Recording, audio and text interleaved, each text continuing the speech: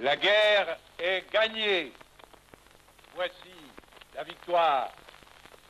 C'est la victoire des Nations Unies et c'est la victoire de la France.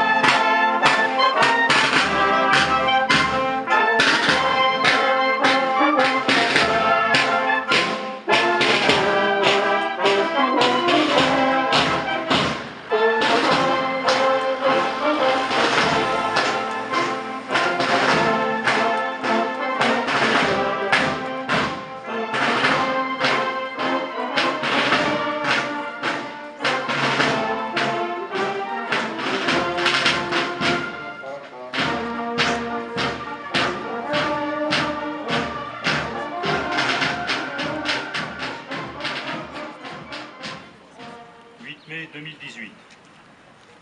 Préambule de présentation. 8 mai 1945, 8 mai 2018. C'est avec émotion que nous nous retrouvons pour célébrer ce 73e anniversaire de la victoire des Alliés sur l'Allemagne nazie. Voici les termes employés dans son télégramme du 7 mai par le général de Gaulle au général Delattre de Tassigny. Je vous ai désigné pour participer à l'acte solennel de la capitulation de Berlin. Il est prévu que seul le général Eisenhower et le représentant du commandement russe signeront comme partie contractante. Mais vous signerez comme témoin. Vous devrez, en tout cas, exiger des conditions équivalentes à celles qui seront faites aux représentants britanniques, à moins que celui-ci signe pour Eisenhower. Le 8 mai 1945, à 15 h, les cloches sonnent pour marquer la fin de la Seconde Guerre mondiale en Europe. Le général de Gaulle annonce lui-même la capitulation allemande dans une allocution radiophonique.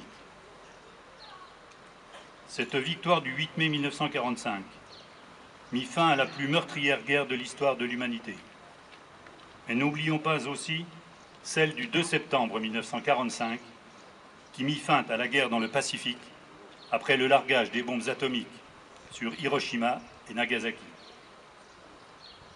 Ces combats n'ont épargné que les pays neutres. Le bilan humain est le plus dramatique de l'histoire de l'humanité. Environ 45 millions de civils sont morts dans les combats et les bombardements. Au total, selon les estimations, environ 25 millions de militaires sont morts sur l'ensemble des champs de bataille. Début de notre cérémonie du 8 mai 2018. Garde à vous.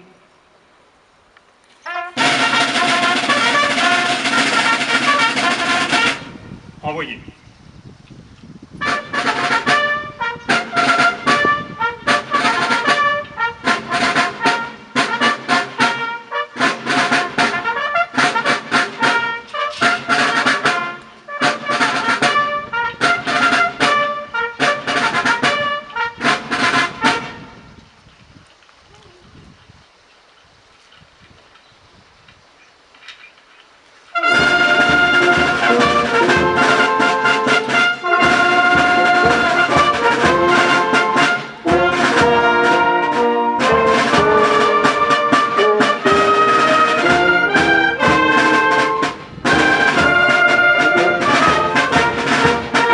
D'un poème par 5 enfants de l'école élémentaire.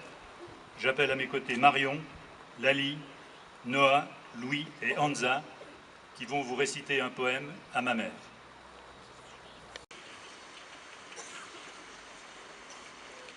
Gisèle Guillemot fut résistante au sein des partisans arrêtés. Elle est internée à Fresnes où elle écrit ce poème. Elle est déportée ensuite à Ravensbrück, puis Mauthausen d'octobre 1943 à avril 1945.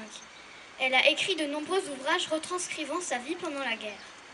À ma mère est l'un de ses poèmes les plus connus. À ma mère, Écoute maman, je vais te raconter. Écoute, il faut que tu comprennes, lui et moi, on n'a pas supporté les livres qu'on brûlait, les gens qu'on humiliait et les bombes lancées sur les enfants, alors on a rêvé de fraternité. Écoute, maman, je vais te raconter. Écoute, il faut que tu comprennes, lui et moi, on n'a pas supporté les prisons et les camps, ces gens qu'on torturait et ceux qu'on fusillait, et les petits-enfants entassés dans les trains, alors on a rêvé de liberté. Écoute, maman, je vais te raconter. Écoute, il faut que tu comprennes. Lui et moi, on n'a pas supporté, alors on s'est battu, alors on a perdu. Écoute, maman, il faut que tu comprennes. Écoute, ne pleure pas. Demain, sans doute, ils vont nous tuer. C'est dur de mourir à 20 ans. Mais sous la neige germe le blé et les pommiers déjà bourgeonnent. Ne pleure pas. Demain, il fera si beau. De Gisèle Guillaume. Le 8 mai 1945, donc à 15 h, les cloches de toutes les églises sonnent officiellement la fin de la guerre, tandis que le général de Gaulle s'exprime dans un message radiophonique. Voici son allocution, dit par un jeune JSP, Marie Humblot. Message radiophonique du général de Gaulle. La guerre est gagnée. Voici la victoire. C'est la victoire des Nations Unies et c'est la victoire de la France. L'ennemi allemand vient de capituler devant les armées alliées de l'Ouest et de l'Est. Le commandement français était présent et parti à l'acte de capitulation. Dans l'état de désorganisation où se trouvent les pouvoirs publics et le commandement militaire allemand, il est possible que certains groupes ennemis veuillent, ça et là, prolonger pour leur propre compte une résistance sans issue. Mais l'Allemagne est abattue et elle a signé son désastre. Tandis que les rayons de la gloire font, une fois de plus, resplendir nos drapeaux, la patrie porte sa pensée et son amour, d'abord vers ceux qui sont morts pour elle, ensuite vers ceux qui ont, pour son service, tant combattu et tant souffert. Pas un effort de ces soldats, de ces marins, de ces aviateurs. Pas un acte de courage ou d'abnégation de ses fils et de ses filles. Pas une souffrance de ces hommes et de ces femmes prisonniers. Pas un deuil, pas un sacrifice, pas une larme n'auront donc été perdues. Dans la joie de la fierté nationale, le peuple français adresse son fraternel salut à ses vaillants alliés, qui, comme lui, pour la même cause que lui, ont durement, longuement prodigué leur peine à leurs héroïques armées et aux chefs qui les commandent. À tous ces hommes et à toutes ces femmes qui, dans le monde, ont lutté, pâti, travaillé, pour que l'emporte, à la fin des fins, la justice et la liberté. Honneur, honneur pour toujours, à nos armées et à leurs chefs. Honneur à notre peuple, que des épreuves terribles n'ont pu réduire, ni fléchir. Honneur aux Nations Unies qui ont mêlé leur sang à notre sang, leur peine à nos peines, leur espérance à notre espérance, et qui, aujourd'hui, triomphent avec nous. Ah, vive la France! Voici maintenant le discours officiel, lu par M. Guy Sauvage. En ce jour, nous rendons hommage à nos compatriotes et à leurs frères d'armes, combattants de 1940, Français libres qui n'ont jamais cessé le combat, résistants de l'intérieur et ayant héroïquement rejoint la lutte, soldats de l'armée d'Afrique, couverts de gloire, combattants rassemblés pour libérer nos terres opprimées et poursuivre le combat au-delà du Rhin et des Alpes. À tous, nous exprimons notre gratitude et notre admiration. À la suite du général de Gaulle, ils ont relevé notre honneur et permis à la France d'être à la table des vainqueurs. Leur épopée est entrée pour toujours dans l'histoire. Nous n'oublions pas que, dans le Pacifique, la guerre se poursuivit encore plusieurs mois avec son cortège de souffrances. Nous sommes également rassemblés pour exprimer notre indéfectible gratitude à nos alliés, venus des Royaumes-Unis, des États-Unis, d'Union soviétique et de tant d'autres nations d'Europe et du monde. Nous n'oublions pas les sacrifices qu'ils ont consentis. Ensemble, au prix d'infinies souffrances, ils sont sortis victorieux du combat décisif pour la liberté, pour l'honneur, pour la dignité des hommes. Souvenons-nous de toutes celles et de tous ceux qui périrent anéantis par la folie criminelle des nazis, victimes de l'extermination, des persécutions et de l'oppression, déportés, fusillés, massacrés, internés, martyrs d'une idéologie barbare. Nous sommes rassemblés pour témoigner notre solidarité à toutes celles et à tous ceux dont la vie fut à jamais marquée par les dramatiques conséquences de cette guerre impitoyable. Prisonniers de guerre soumis à une douloureuse captivité, requis pour le service du travail et réfractaires, population annexée, déplacée, brutalisée. Nous pensons aux veuves et aux orphelins, aux blessés, à toutes les victimes civiles. La victoire des Nations Alliées, le 8 mai 1945, a consacré la victoire de la démocratie, des valeurs universelles et de la dignité de l'homme. L'idéologie criminelle et raciste était vaincue. Le 8 mai 1945, la France était à Berlin, effaçant la défaite de mai 1940 et l'esprit collaborationniste. Dès le 18 juin 1940, la France avait dit son refus et sa volonté d'agir pour retrouver sa place au sein des grandes nations, afin de porter son message universel et humaniste, de liberté, d'égalité et de fraternité. Français, Françaises, de toute origine et de toute conviction, nous voulons ainsi manifester notre fidélité à nos héros. Dans une Europe réconciliée, nous savons qu'il faut sans cesse rester vigilants pour défendre ces valeurs et nous réaffirmons notre détermination à les transmettre aux générations futures. Nous allons maintenant procéder au dépôt de gerbes.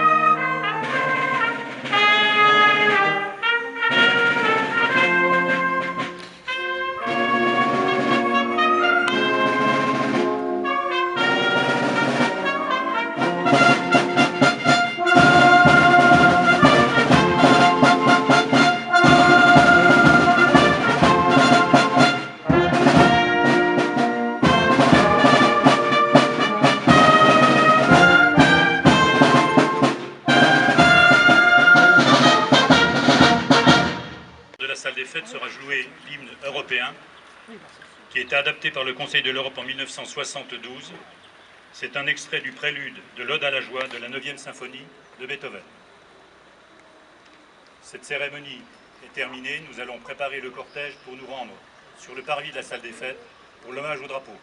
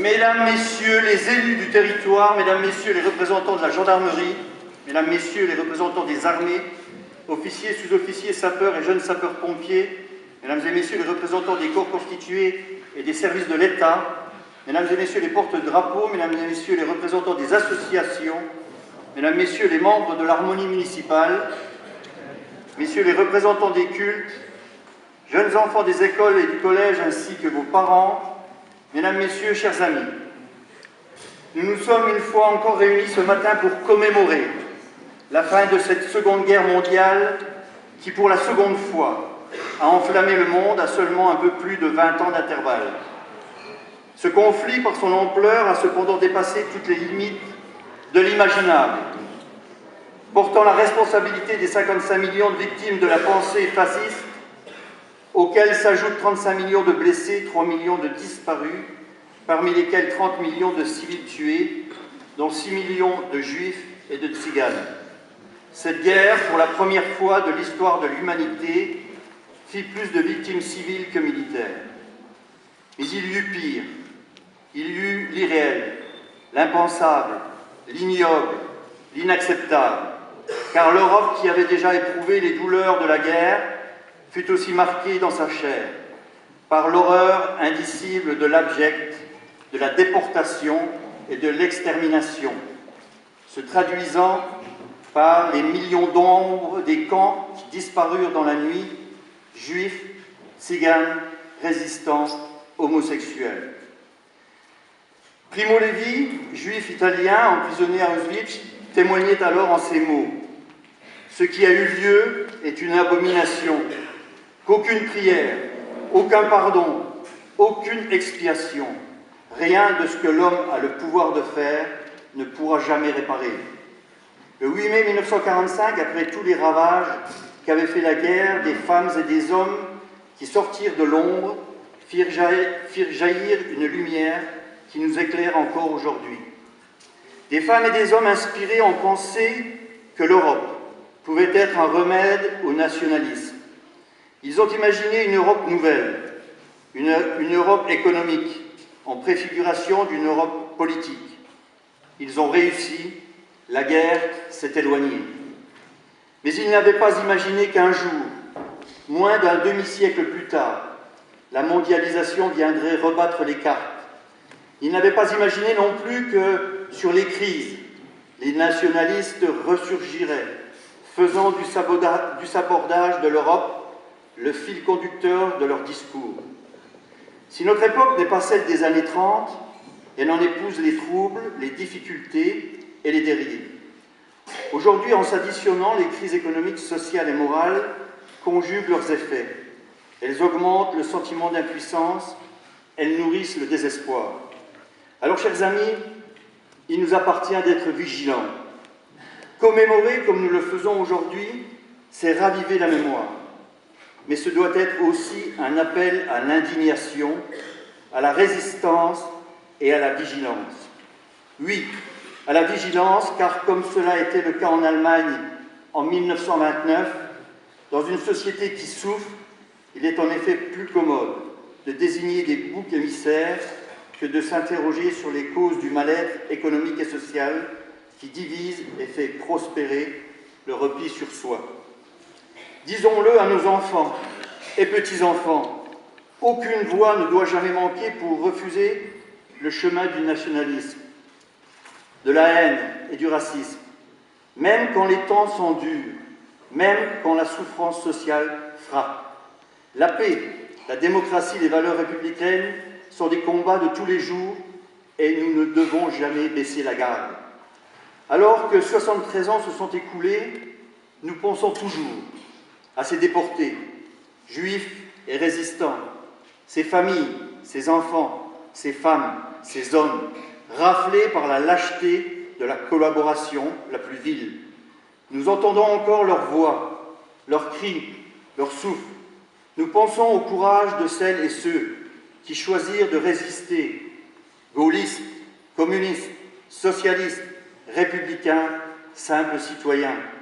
Nous entendons le chant des partisans la Marseillaise et l'Internationale qui s'élevaient devant les pelotons d'exécution comme dans le maquis.